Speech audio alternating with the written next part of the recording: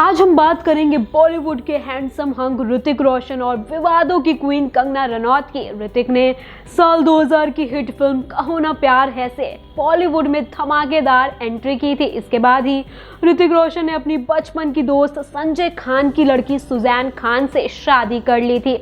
हालांकि साल 2014 में दोनों का तलाक भी हो गया था। पहले कहा गया था कि दोनों के तलाक की वजह ऋतिक का कंगना से अफेयर था, लेकिन बाद में ये महज अफवाह साबित हुई। ऋतिक और कंगना ने साथ में काइट्स और क्रिश 3 में काम किया है। इसी दौरान दोनों के अफेयर की खबरें लगातार मीडिया में आ रही थी। कंगना ने एक इंटरव्यू में कहा था कि उन्हें ऋतिक ने यह भरोसा दिया था कि वे अपनी वाइफ सुजैन से अलग होने के बाद उनसे शादी कर लेंगे, लेकिन ऋतिक ने कहा था कि उनका कंगना के साथ ऐसा कोई रिश्ता नहीं रहा है। वे कंगना से कभी अकेले में भी नहीं मिले हैं। इसके बाद कंगना और ऋतिक की निजी तस्वीरें भी लीक हो गई और उन तस्वीरों में ऋतिक कंगना को अपने बाहों में लिए हुए दिखाई दे रहे थे। ऋतिक रोशन को 2013 से 2014 के बीच 100 ईमेल मिले थे। कहा गया था कि ये ईमेल कंगना रनौत की मेल आईडी से भेजे गए थे।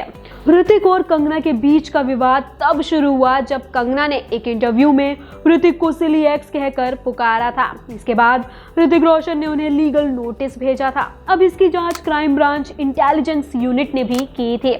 ऋतिक रोशन ने कहा, कंगना अपने भेजे गए उन मेल्स में लिखती थी, मैं रोजाना सुबह ऐसे ईमेल भेजने से बोर हो गई हूँ। पिछले कुछ महीनों में हमारा रिलेशन तबाह हो चुका है, लेकिन जब हम दोनों रिलेशनशिप में आएंगे तो चीज़ें बदलने लग जाएंगी। मैं पूरी कोशिश करूँगी कि तुम इस रिलेशनशिप में कंफर्टेबल रहो।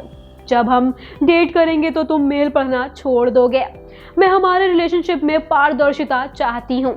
वहीं दूसरी तरफ कंगना ने कहा, जब इंसान प्रेम में होता है तो अलग जोन में होता है और वो जो सोचता है उसे अपने प्रेम से साझा करता है। मुझे ऋतिक ने बहलाया या फुसलाया नहीं था। उन्होंने मुझसे कहा था कि देखो कंगना, मैं एक रिश्ते में हूँ और मैं तुम्हें कभी सार्वजनिक रूप से स्वीकार नहीं कर पाऊंगा। कभी हम लोग की शादी नहीं हो पाएगी। उन्होंने कहा कि वो अपनी पत्नी को नहीं छोड़ पाएंगे।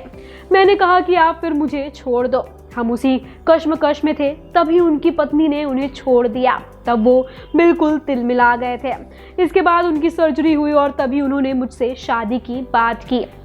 कुछ जानकारों का कहना है कि इसके बाद ही सुजैन खान ने ऋतिक से अपनी राहें अलग कर ली। ये कपल 2014 में एक दूसरे से अलग हो गया।